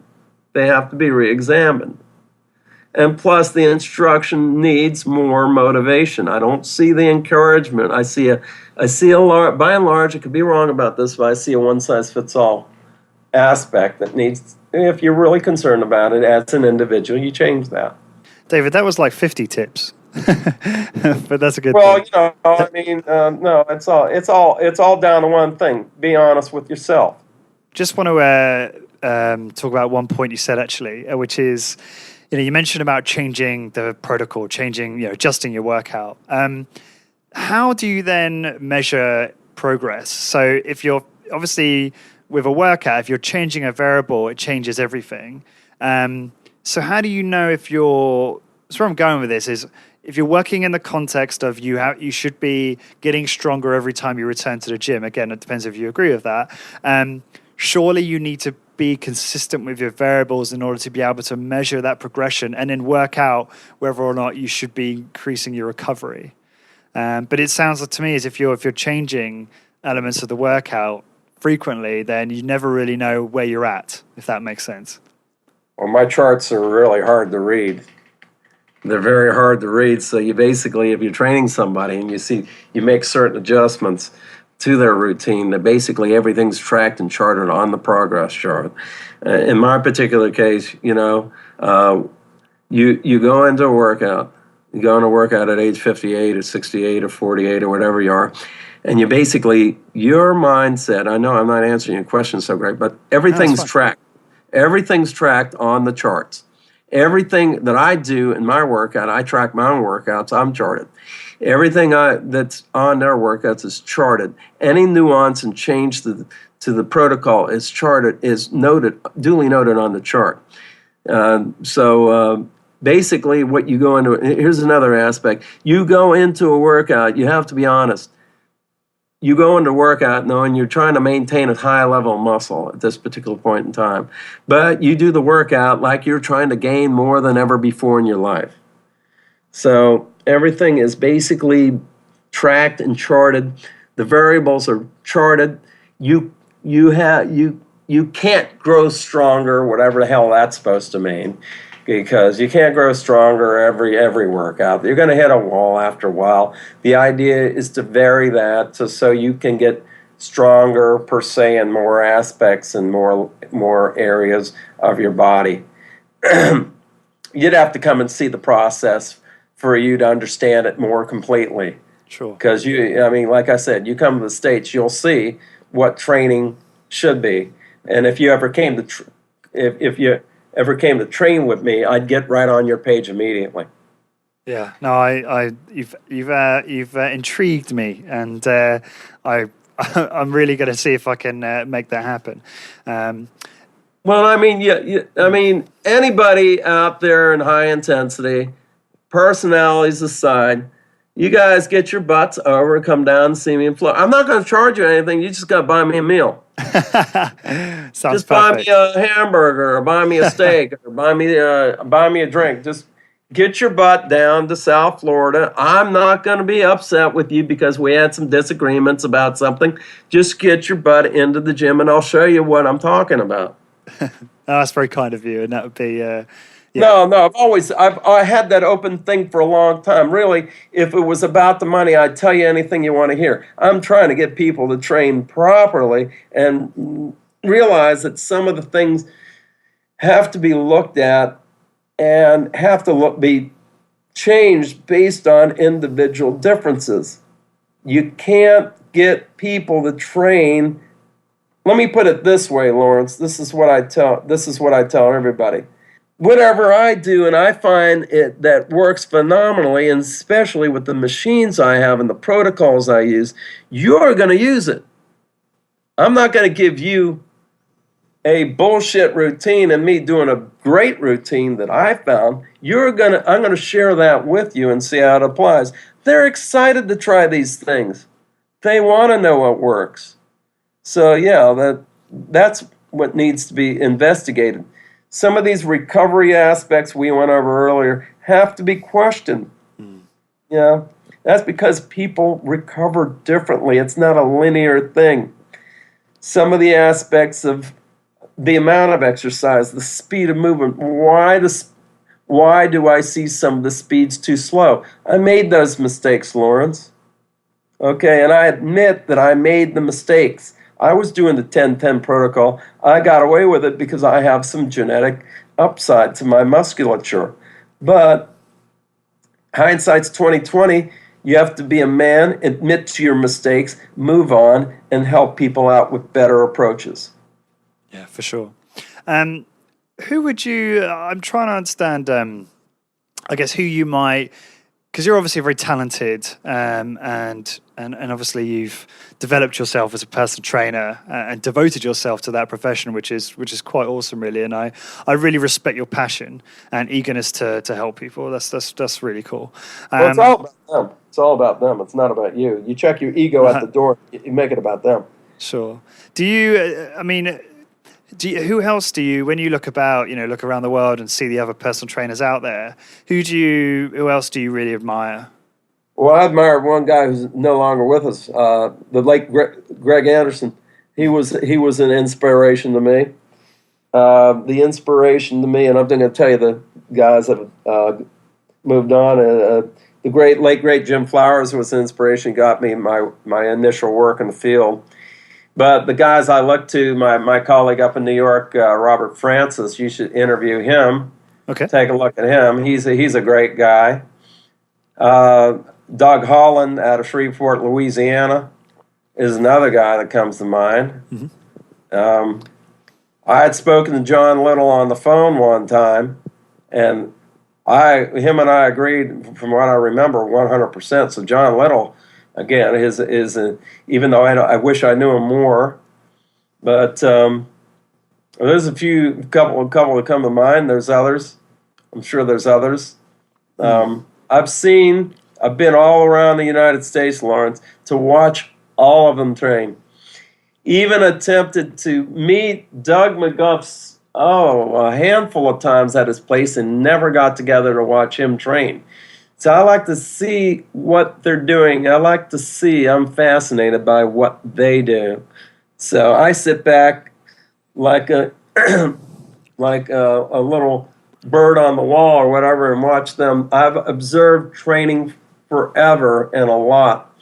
I've watched Ellington Drotter work out. I watched Hutchins back in the day, and I've observed Jim Flanagan is another inspiration. He's another guy that, if you have a chance to talk to, there's a guy, Jim Flanagan, former director of Nautilus back in the late 80s, right-hand man on Arthur Jones back in the 70s and 80s. So you got Jim Flanagan, I'd say Mr. Robert Francis. Holland's a sick boy. I love that guy. He's a great guy, sick guy. That's the guy you want to interview. He's cool. Awesome. He's one of them badass powerlifters. Yeah, I've seen some of the pictures. Oh yeah, he's cool. I love that guy. Yeah, him and I get on the phone. We talk a lot, and we agree all the time. We talk about I'm doing this. He says, "Yeah, I'm doing this too," and he says he's doing it, and I'm doing it too. So it's kind of a parallel thing. Yeah, that's cool. So yeah, there's some cool guys out there. Oh yeah.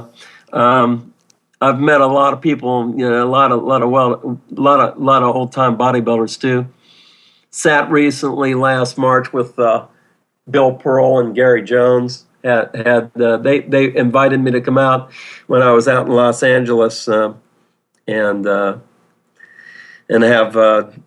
kind of late lunch with them. Although I was getting ready to eat with my family out there. You know who Bill Pearl is? Yeah, I'm familiar with Bill Pearl. Former Mr. Universe, Mr. America. Yeah. And Gary Jones is Arthur Jones' son. Oh, okay, right. Yeah.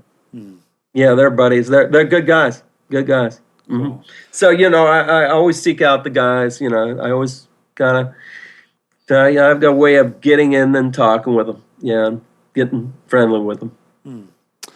What have you changed your mind about in health and fitness in the last year?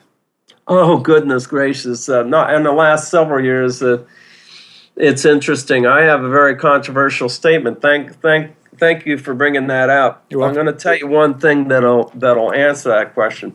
For many years, I've watched sports and sports training, and sports strength and conditioning. And I watched it for many years. And I know Kim Wood, too. He was a right-hand man also of Arthur Jones. And Kim was a strength coach for the Cincinnati Bengals. And he was about as good as you get. He's about as good as you get. The problem is guys like him were far and in between.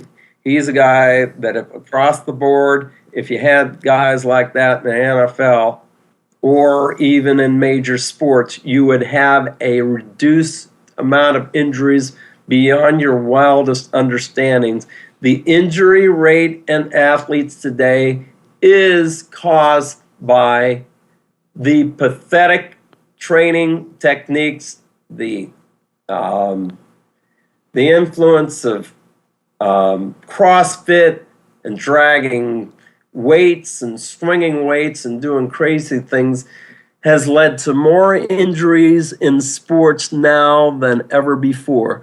So what I would say controversially is, if you got rid of every strength coach in every sport and every aspect of sports, your incidence of injuries would drop so fast you wouldn't believe it. These guys are training them in a way that is an additional gross anatomical sport, if you might, and it's setting them up for the kill on the field, in my opinion. So that's one thing I've been observing over the years that I have changed my mind about. We have no purists in strength training. We have a collective with all sorts of Olympic-style lifts, which is a separate sport, which will set all those players up for injury. That's why you're seeing more injuries now than ever before. And your previous interview talking about Eastern Bloc Russian-style training, that's a complete joke. It's actually causing more harm than ever it could cause good. Okay. Is that something that you've changed your mind about over the last couple of years? So what was your mindset before that was slightly different, was it? I would say that. I would say get rid of all the strength coaches and you'll have healthier, stronger athletes. It's based on the concept of specificity, or you strengthen your so-called cardiovascular system and you strengthen your muscles in accordance with the sport, using those muscles the way they were meant. If you're adding a sport, which is what most supplementary training is today, you're going to end up with more injured athletes because of the extra toil.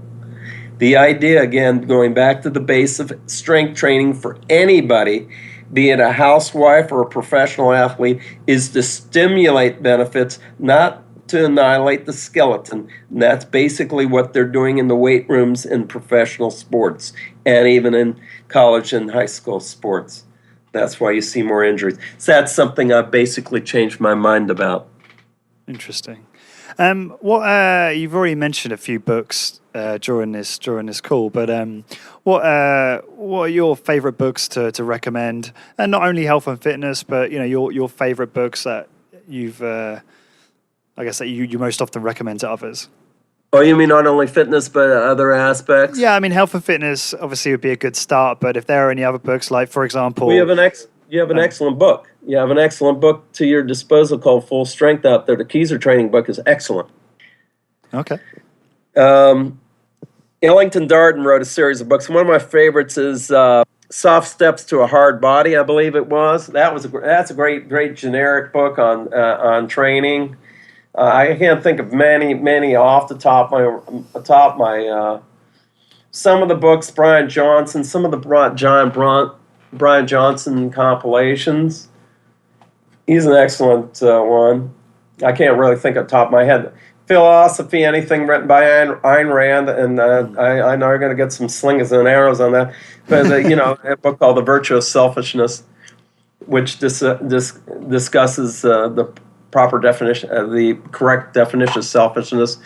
And what have I gotten recently? A lot of books that Ellington Darden has recommended over the years. I think it's important to get in touch with Darden, and he's really keen on what's good to read.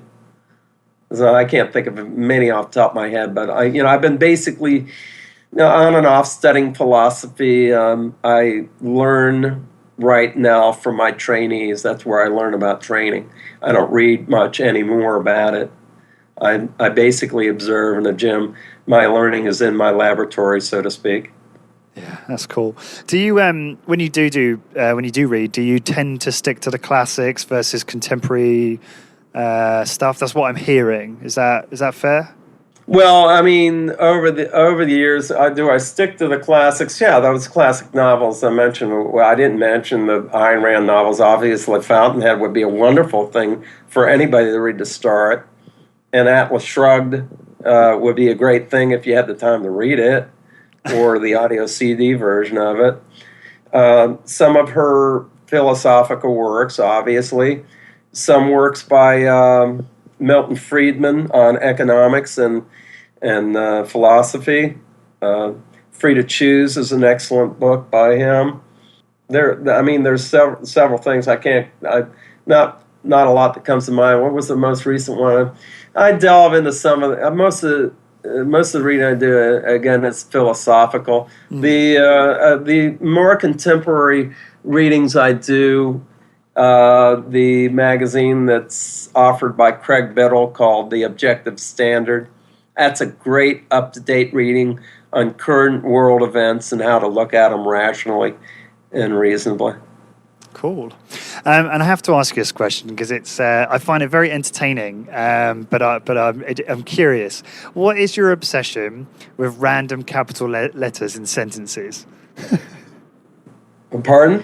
So I've noticed in a lot of the posts, stuff you post and blog comments you post, you tend to put a lot of capital letters in sentences, and I assume that's basically what I'm doing there is try and get people to think a little bit. I basically, as if I were speaking the words myself with an emphasis on them, because when you post, it's not like an articulate writing lesson or anything like that. I don't try and be like real fancy with my words or anything. I try to put things in bold letters to get people to think a little bit, because if I told them straight up, it would anger them. So I basically, a lot of times, I'll go and hint in riddles about these things, because a lot of people will disagree with me violently in what I have to say. So I basically, I don't want to insult people. I already insult them enough, but with the capital letters, I want you to think a little bit. These are made for you to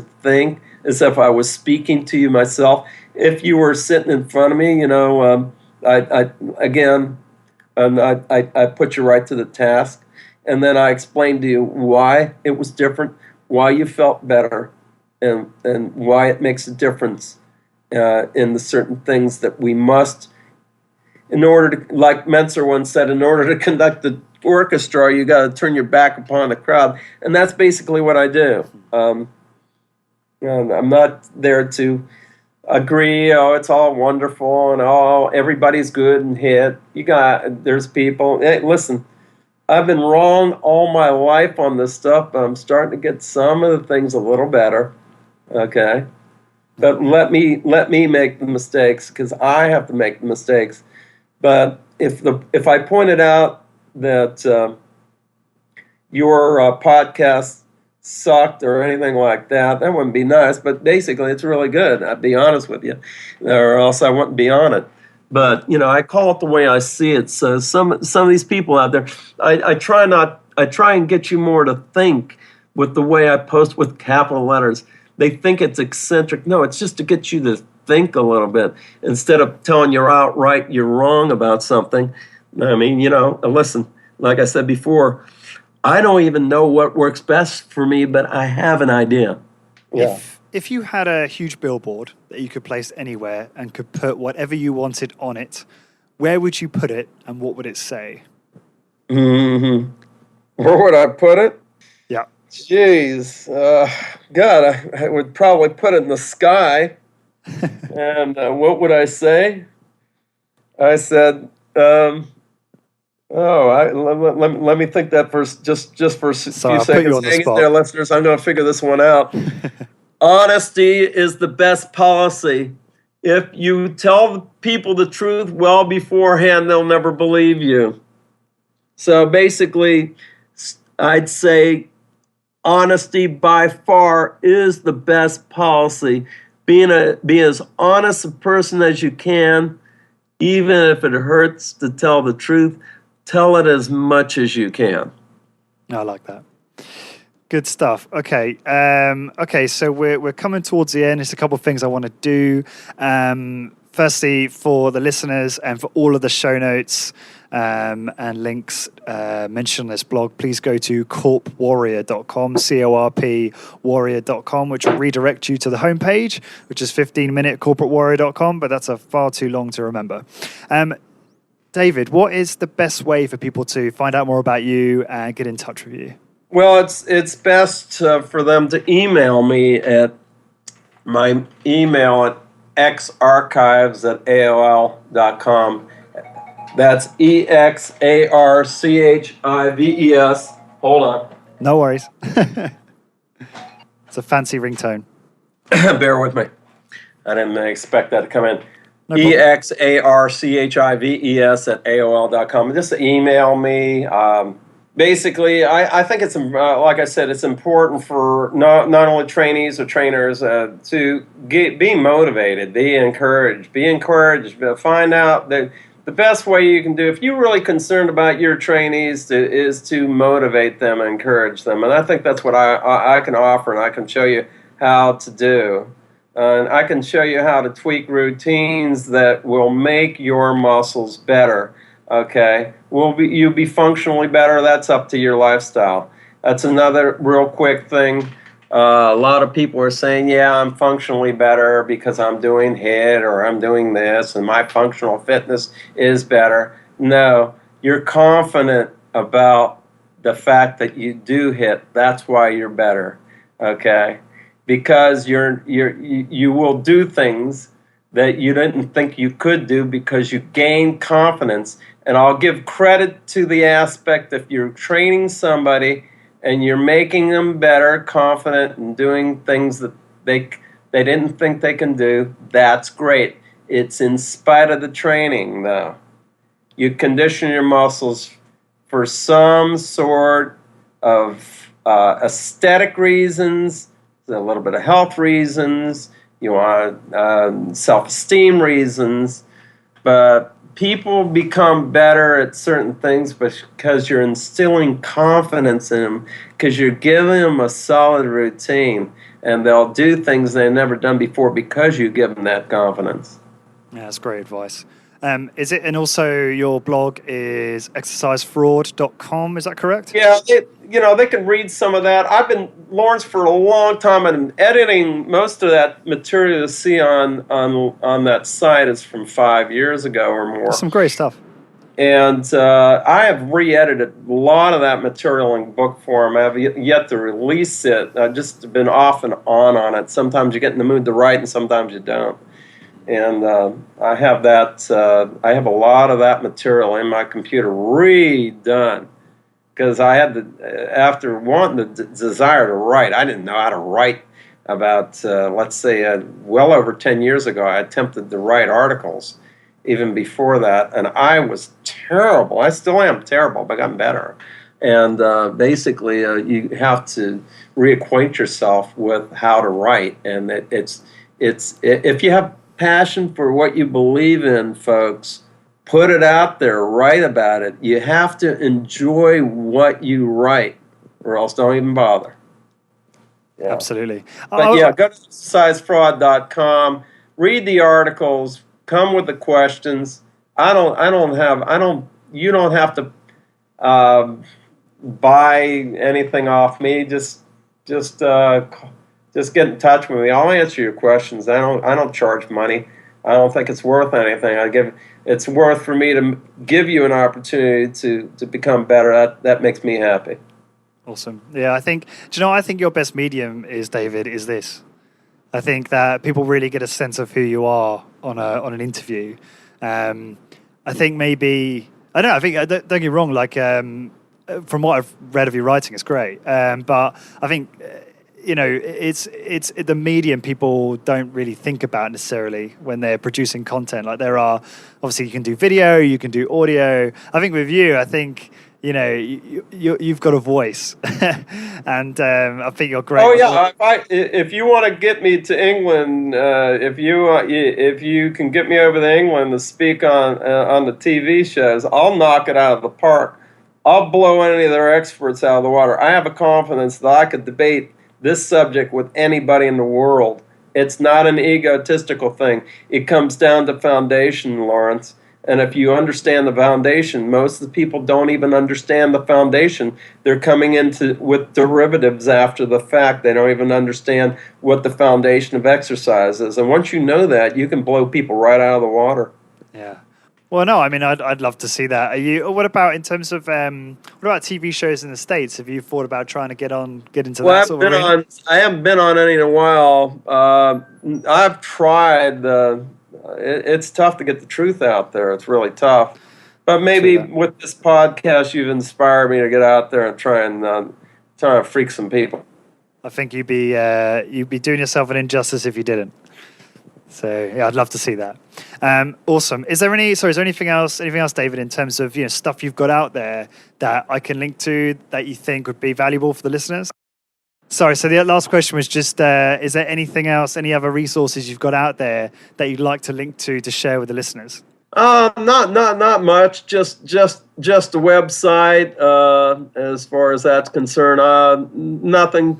Go ahead and take a look at what I said on Doug McGuff's site. Doug gets mad at me, but I don't really care who gets mad or otherwise. I basically. I'm here to learn too, and basically been around this a long time, always in pursuit of the best way to go about it. And again, other than the website, that's kind of like sitting there dormant right now. I haven't done much of anything, just busy with enjoying life and what it gives me, and enjoying working with the folks and training them. Awesome. Good stuff. All right, David, I've got to let's finish up there. So for all the listeners, head over on to corpwarrior.com. That'll redirect you to the homepage for all the show notes regarding this episode. And David, thank you so much for your time. I've really enjoyed hearing a very different perspective on lots of these things. Well, I could have done better, so have me for another time. I promise I'll do better next time. Oh, well, no, absolutely. We'll have you on for a part 2, but enjoy the rest of your day, and I'll talk to you soon. Hopefully I didn't bore you guys too much out there. I'm sure you didn't. Take care, David. Take it easy. Cheers. Bye. All right, my man. All right, brother. This podcast is brought to you by HITUni.com. That's HITUni.com.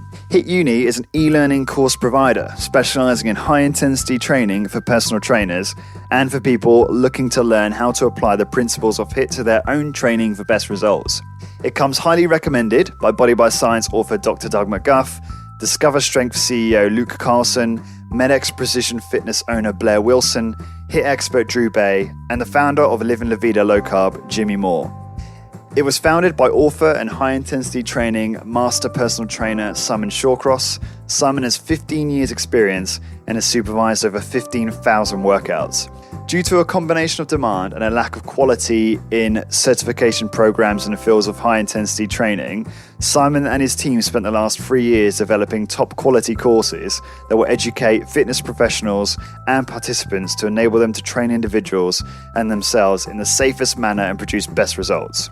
HIT Uni has been put together using knowledge from the very best minds in the field of exercise, including Skylar Tanner, James Steele, Dr. Doug McGuff, Drew Bay, John Little, Mike Mensa, Arthur Jones, Dr. Ellington Darden, and many more. The courses are delivered online through the website, where you can learn via a variety of multimedia materials at your own pace and convenience. The online video presentations are engaging and make learning fun, Online support and a discussion forum are provided to resolve any sticking points and enable you to share ideas and ask for help. Depending on whether you want to become a personal trainer, are already a personal trainer who wants to upskill, or if you're a keen HIT participant that is eager to learn more about how you can apply HIT to your own workouts for maximum benefit, there are several great value courses to choose from. I am personally partway through the PT course and I'm really enjoying it. I primarily wanted to do the course to learn more about how to apply HIT to my own training for better results. The courses are really easy to follow and each section is organised into bite-sized chunks that give you a real sense of achievement after you complete each one. To get your exclusive Corporate Warrior 10% discount on any course you purchase, simply head on over to hituni.com, that's hituni.com, and enter the coupon code CW10, that's CW and the number 10. So again, head on over to hituni.com, hituni.com, pick your course and enter the coupon code CW10. Thanks very much for your support.